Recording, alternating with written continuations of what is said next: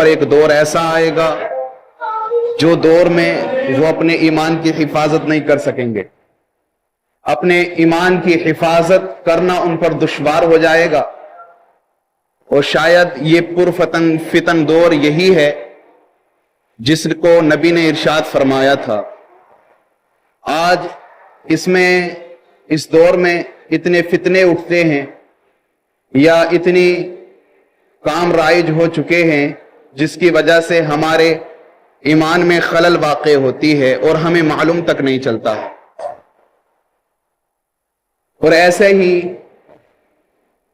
ایک اور تیوہار آ رہا ہے جس میں ہم مسلمانوں کے ایمان کی حفاظت نہیں ہو سکے گی.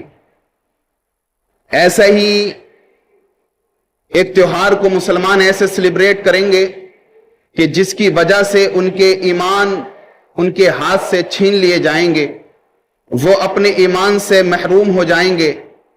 اور یاد رکھنا, جب ایمان سلامت نہیں ہوگا تو اس کا پھر کچھ سلامت نہیں ہوگا.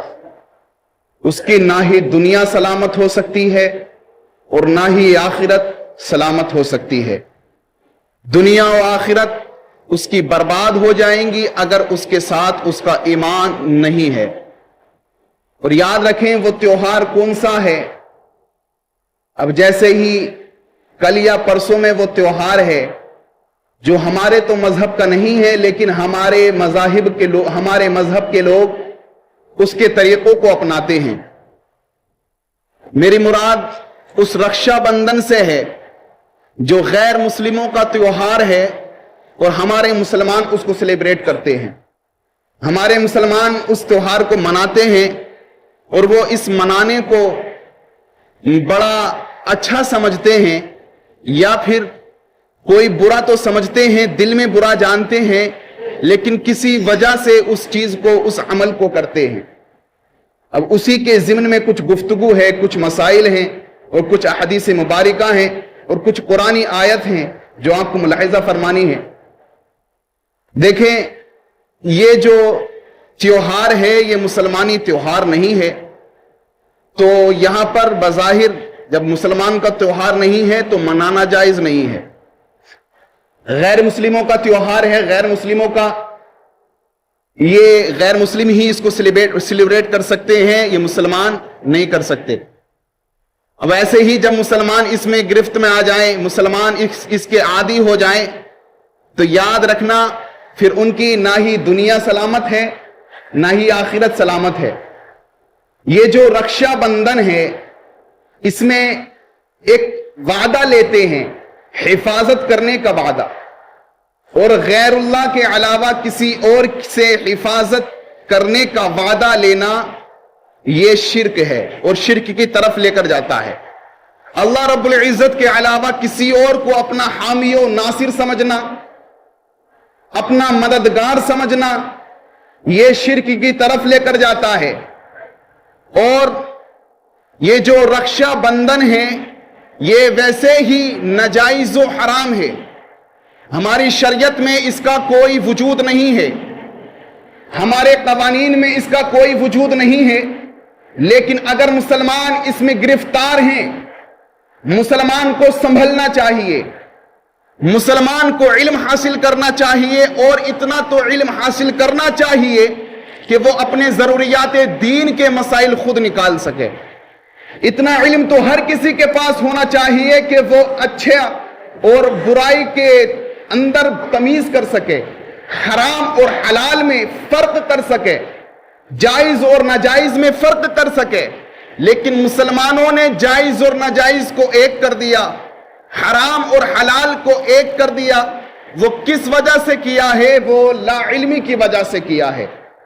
آج لوگ غیر مسلموں کے تیوہار منا رہے ہیں اور کہہ رہے ہیں حضرت کہ ہم تو کسی مجبوری کے تحت اس کو منا رہے ہیں.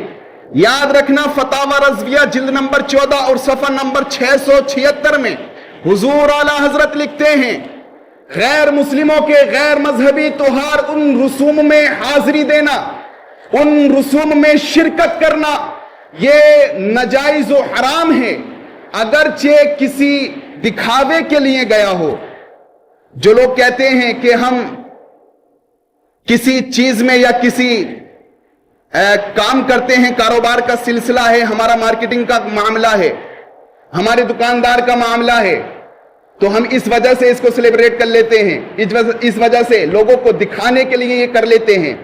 याद रखना, अगर कोई चीज नाजायज हो, हराम है, अब वो चाहे दिखाने के लिए हो और या फिर वो दिल से तस्लीम कर कर किया जाए तो तब भी नाजायज और हराम। और अगर दिल से तस्लीम कर कर किया जाए, गैर मजहब के त्योहारों को दिल से तस्लीम कर कर किया जाए, तो कसम खुदा की उसका ईमान उसके हाथ से निकल जाता है, उसके दिल से उसका ईमान निकल जाता है। अब वो इस्लाम पर नहीं है, और जो इस्लाम पर नहीं है, अब वो चाहे कितने भी सजदे कर ले, कितनी भी नमाजें पढ़ ले, या कितने भी इस्तग़फ़ार करते रहे, तौबा तौबा करते रहे, उससे कुछ हासिल नहीं हो सकता। अगर हम ये कह रहे हैं कि हम किसी मजबूरी के तहत इसमें गिरफ्तार हैं, तो देखें इसमें एक ये वजह निकलती है। जो लोग कहते हैं कि किसी मजबूरी के तहत हम बंधवा लेते हैं, जो रक्षा बंधन में राखी बांधते हैं। अब राखी के ज़िम्न में एक और हदीस मुबारका है जो इसी के मद्देनजर या इसी से रिलेटेड है। आप सुने, नबी अकरम सल्लल्लाहु अलैहि वसल्लम की बारगाह में एक शख्स हाजिर हुआ, और हाजिर होने के बाद नबी ने जब उसको मुलाहिजा फरमाया, देखा, तो नबी ने देखते ही कहा, ए सहाबी, ये हाथ में जहन्नम की आग कैसे लिए घूमते हो? जहन्नम की आग कैसे लिए घूमते हो? वो जहन्नम की आग क्या है? वो जो लोहे की अंगूठी पहनते हैं, पीतल की अंगूठी पहनते हैं, चांदी के अलावा कोई और अंगूठी पहनना मर्द को जायज नहीं है। वो भी 4 माशे से ज्यादा अगर होगा तो वो भी नाजायज और हराम होगी। और नबी ने ये नहीं कहा कि ये नाजायज है, ये हराम है, बल्कि क्या कहा है? गौर करें, नबी ने फरमाया है कि ए सहाबी, कैसे जहन्नम की आग को अपने हाथ में लेकर घूम रहे हो। अब इससे यह बात साबित होती है, वो तो सिर्फ एक लोहे की कड़ी है, या लोहे का जो कड़ा पहन लेते हैं, लोहे की जंजीर पहन लेते हैं, जब तक सांस लेते हैं हराम काम का उनको गुनाह मिलता है। इस बात को याद रखना, जो अंगूठी पहन रहे हैं या फिर जब नमाज पढ़ते हैं निकाल देते हैं कि नमाज इससे नहीं होगी, अरे मियां, अगर नमाज नहीं होगी तो जब तक तुम इसको पहन रहे हो, जब तक सांस ले रहे हो, तो हर सांस लेने में उसका गुनाह चढ़ेगा, और वो भी ऐसा वैसा गुनाह नहीं बल्कि हराम काम का गुनाह चढ़ेगा।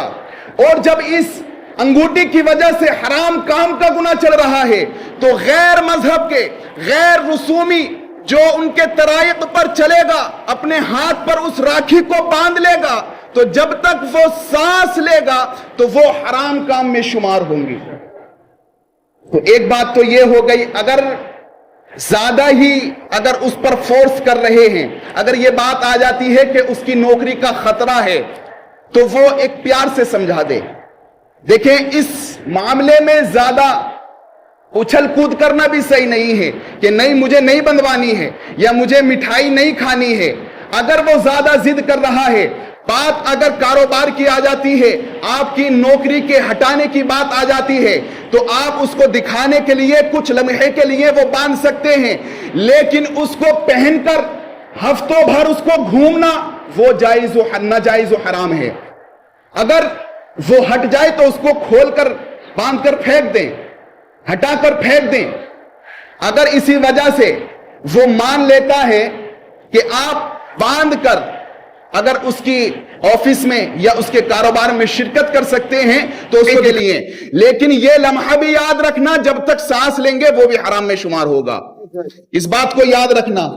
और ये मत समझना कि ये सिर्फ बरेली से फतवा है। लोग कहते हैं बड़ा बरेलवी करते हैं ये मुल्ला लोग। नहीं, सिर्फ बरेली से ये फतवा नहीं है, बल्कि बरेली से और जितने भी दीगर अकायद हैं या दीगर जमातें हैं, वो सब इसी पर मुअक्किफ हैं। उनका सबका मुअक्किफ यही है। अगर कोई देवबंदी है तो उससे भी जाकर ये मसला पूछ लेना, वो भी यही जवाब देगा। अगर कोई अहले हदीस है تو اس کا بھی یہی موقف ہے, اس کا بھی یہی جواب رہے گا. اگر کوئی صرف سنی ہے تو اس کا بھی یہی جواب رہے گا. اگر کوئی سنی کے ساتھ بریلوی ہے تو اس کا بھی یہی جواب رہے گا. اور الحمدللہ ثم الحمدللہ ہم سنی کے ساتھ بریلوی بھی ہیں, اور سب مسائل کتابوں سے حل, اور سب مسائل قوانین. دیکھیں اگر یہ گناہ ہو جائے, شرک و بدعت کا گناہ ہو جائے تو اس پر توبہ کریں. توبہ کرنا لازمی آ جاتا ہے. اگر شرک و بدعت کا گناہ ہو گیا ہے تو وہ توبہ کرنا لازمی آ جاتا ہے. بعض لوگ کیا کرتے ہیں, گناہ تو ہو گیا لیکن توبہ کا کوئی عطا پتہ نہیں, دل میں برا بھی نہیں جان رہے بلکہ اس کو اچھی نیت سے کیا ہے, اچھا سمجھ کر کیا ہے. یا پھر ان کی مٹھائیاں کھانا, یہ بھی یاد رکھنا مٹھائیاں کھانا پر بھی پابندی ہے, احتیاط کرنا ضروری ہے.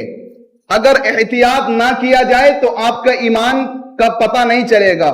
یہ وہی دور ہے کہ جس کے بارے میں نبی نے ارشاد فرمایا تھا, جب لوگ صبح کو اٹھیں گے تو ان کا ایمان ان کے ساتھ میں ہوگا, اور جب وہ رات کو سوئیں گے تو ان کا ایمان ان کے ساتھ میں نہیں ہوگا.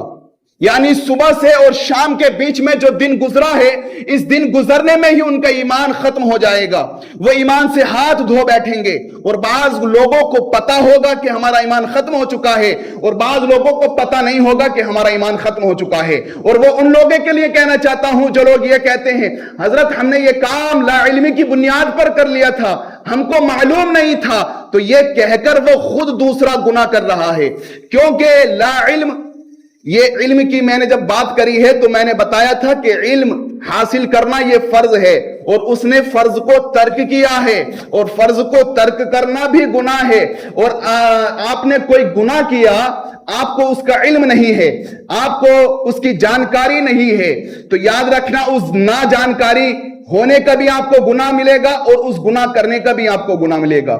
اس لیے اتنا علم تو ہونا چاہیے کہ اپنی ضروریات دین کے مسائل ہم خود حل کر سکیں. اور اگر یہ عمل ہو جائیں تو میں بتایا ہوں کہ توبہ کر لے, توبہ و استغفار کرے. اس کی بھی کچھ اقسام ہیں, اس کی بھی کچھ شرائط ہیں. جب تم تمام شرائط کے ساتھ توبہ کرتے ہو تو وہ توبہ قبول ہوتی ہے.